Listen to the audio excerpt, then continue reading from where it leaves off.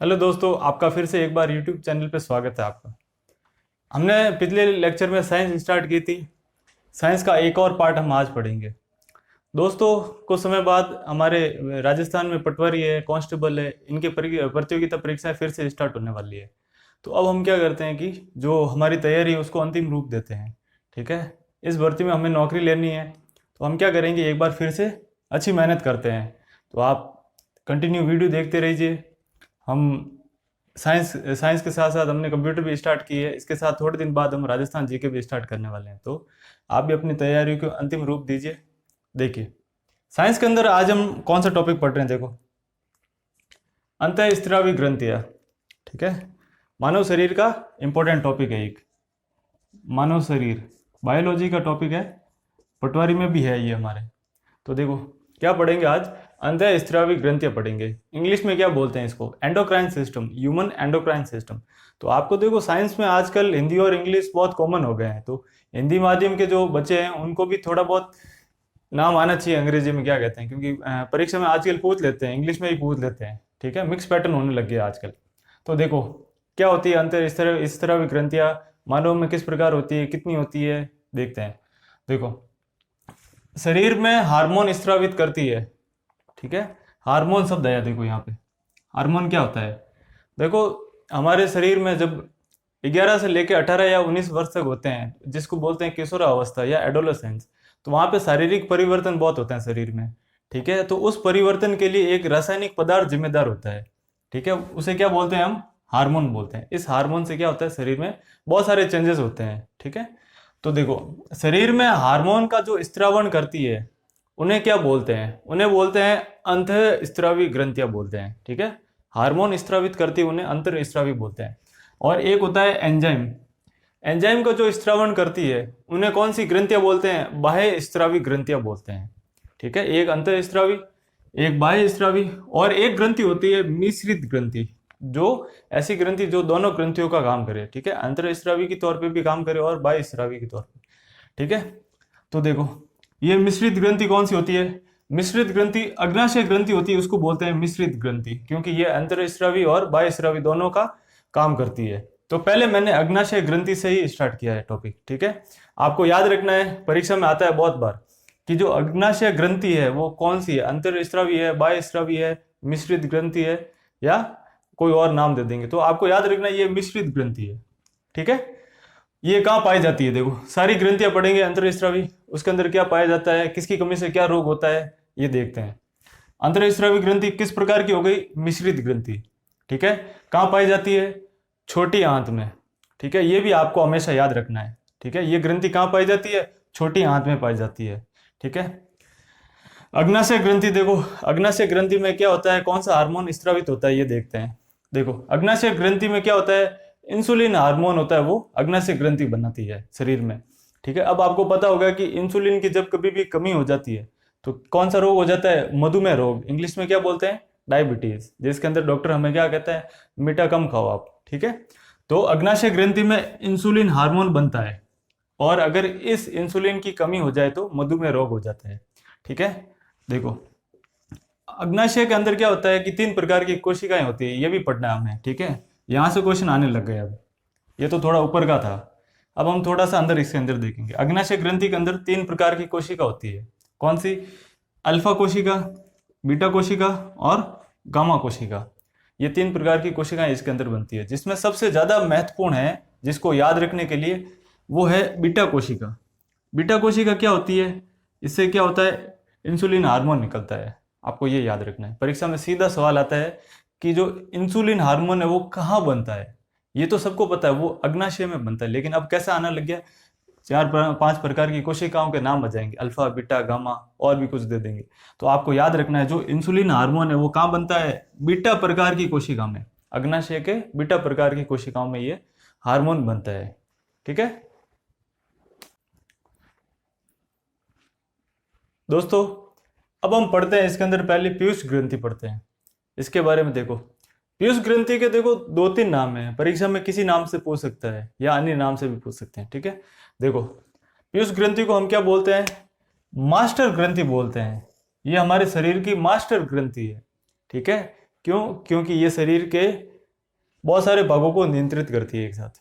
आगे देखो इसको और क्या नाम देते हैं, इसको पिट्यूटरी ग्लैंड, ये इसका अंग्रेजी नाम है, पिट्यूटरी ग्लैंड बोल सकते हैं, ठीक है। हिंदी में भी आ जाता है कई बार ये सेम लिखा हुआ। और इसको क्या बोलते हैं? सेल टर्सिका, ये भी इसका एक अन्य नाम है। तो देखो दोहराओ एक बार वापिस, पीयूष ग्रंथि के 3 नाम है, मास्टर ग्रंथि भी यही है, पिट्यूटरी ग्लैंड भी यही है, और सेल टर्सिका ये भी पीयूष ग्रंथि है। अब देखो पाई कहाँ जाती है ये, पहले तो ये याद रखना ये अंतःस्रावी ग्रंथि का एक भाग है, ठीक है। कहाँ पाई जाती है? मस्तिष्क में, ठीक है। हमारे मस्तिष्क में मटर के दाने के समान होती है, छोटी सी होती है, मटर के दाने जैसी, ठीक है। परीक्षा में सवाल आता है कई बार, मटर के दाने जैसी होती है जो ग्रंथि, उसका नाम बताओ। तो यहाँ पे इन तीनों नाम में से कोई भी नाम आ सकता है, या फिर पीयूष ग्रंथि का नाम आ सकता है। तो हमें याद रखना है मस्तिष्क में होती है, मटर के दाने जैसी होती है आकार में, ठीक है। अब ये क्या करती है? शरीर में एक हार्मोन स्रावित होता है जिसको कहते हैं वृद्धि हार्मोन, ठीक है। क्या कहते हैं? वृद्धि हार्मोन, इंग्लिश में कहते हैं उसको ग्रोथ हार्मोन। इस हार्मोन को ये ग्रंथि क्या करती है? नियंत्रित करती है, ठीक है। ये हार्मोन, वृद्धि हार्मोन क्या करता है? शरीर की वृद्धि करता है। जैसे मनुष्य में जो अधिक, किसी की लंबाई बहुत ज्यादा हो जाती है, लंबापन ज्यादा हो जाता है, ठीक है, और या फिर कोई बौना रह जाता है, ठीक है, उसकी हाइट कम हो जाती है, तो ये वृद्धि हार्मोन की वजह से होती है। अगर वृद्धि हार्मोन ज्यादा हो, अगर उसको नियंत्रित नहीं करे तो ऊंचाई ज्यादा हो जाएगी किसी की, और बोनापन भी इसकी कमी से होगा। तो शरीर में जो वृद्धि हार्मोन है, ठीक है, वृद्धि हार्मोन या ग्रोथ हार्मोन, इसको और साइंटिफिक में क्या बोलेंगे हम? STS, ये वृद्धि हार्मोन का ही नाम है। देखो क्या नाम है? सोमेटोट्रोफिक हार्मोन। इस हार्मोन को क्या बोलते हैं? Growth hormone. इसको ये नियंत्रित करती है। तो परीक्षा में कैसे भी सवाल आ सकता है, वृद्धि हार्मोन, ग्रोथ हार्मोन या सोमेटोट्रोपिक हार्मोन, इसको नियंत्रित करने वाली कौन सी ग्रंथि होती है? पीयूष ग्रंथि, आपको याद रखना है, ठीक है। तो ये भी याद रखना है, STS का फुल फॉर्म क्या है? सोमेटोट्रोपिक हार्मोन, ठीक है बच्चों। दोस्तों आगे बढ़ते हैं। देखो आगे कौन सी ग्रंथि है? अब हमारे पास आउटो ग्रंथि, ठीक है। आउटो ग्रंथि को इंग्लिश में क्या बोलते हैं? थायराइड ग्रंथि। इसको पढ़ेंगे हम।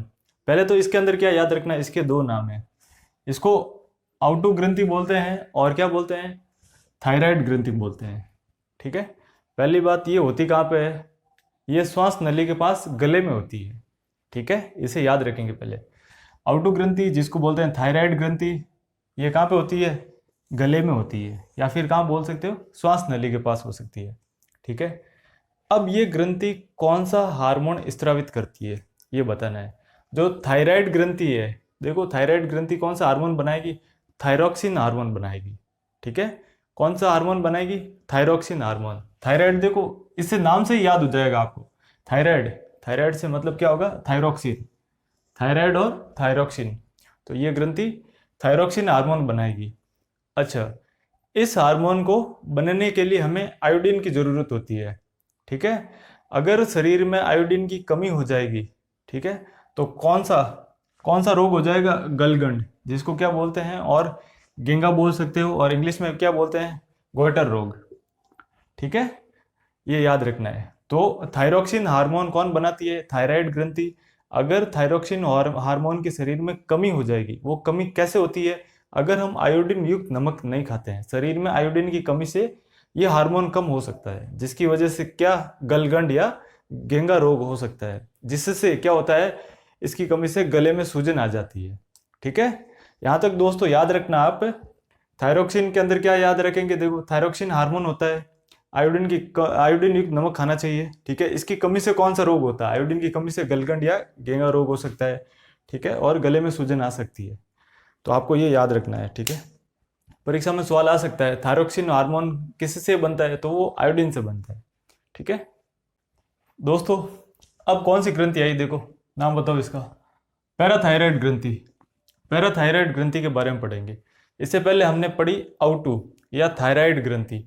तो थायराइड के जस्ट पास में होती है पैराथायराइड ग्रंथि। ये 4 होती है, गले में 4 पैराथायराइड होती है। कितनी होती है? 4। थायराइड के जस्ट पास में पैराथायराइड। तो थायराइड ग्रंथि भी गले में थी, और ये भी कहाँ होगी? ये भी गले में होगी। आपको ये भी याद रखना है कि ये ग्रंथि शरीर के किस भाग में पाई जाती है, पहला काम। दूसरा देखो, पैराथायराइड ग्रंथि कौन सा हार्मोन स्रावित करती है? कौन सा करती है? देखो, पैराथ हार्मोन स्रावित करती है। कौन सा? पैराथ हार्मोन ये स्रावित करती है। अब देखो इसका, ये जो इसके 2 पॉइंट है बहुत इंपॉर्टेंट है, याद रखने हमें। रुधिर में क्या होता है, एक कैल्शियम होता है और एक फास्फेट होता है। उसको, उसके स्तर को ये हार्मोन है, ये ग्रंथि है, नियंत्रित रखती है। तो आपको ये हमेशा याद रखना है कि रुधिर में, रक्त में जो कैल्शियम है और फास्फेट है, उसके स्तर को नियंत्रित करने वाली ग्रंथि कौन सी है? पैराथायराइड ग्रंथि। ठीक है, इंपॉर्टेंट पॉइंट है ये। उसके बाद देखो, इसका हार्मोन कौन सा है? पैराथ हार्मोन। अगर इस हार्मोन की कमी हो जाए तो कौन सा रोग होगा? टिटेनी रोग हो जाएगा। ठीक है, टिटेनी रोग इस पैराथायराइड हार्मोन की कमी के कारण होता है। ये आपको याद रखना है, टिटेनी रोग। एग्जाम में आ सकता है, नया क्वेश्चन है ये। ठीक है।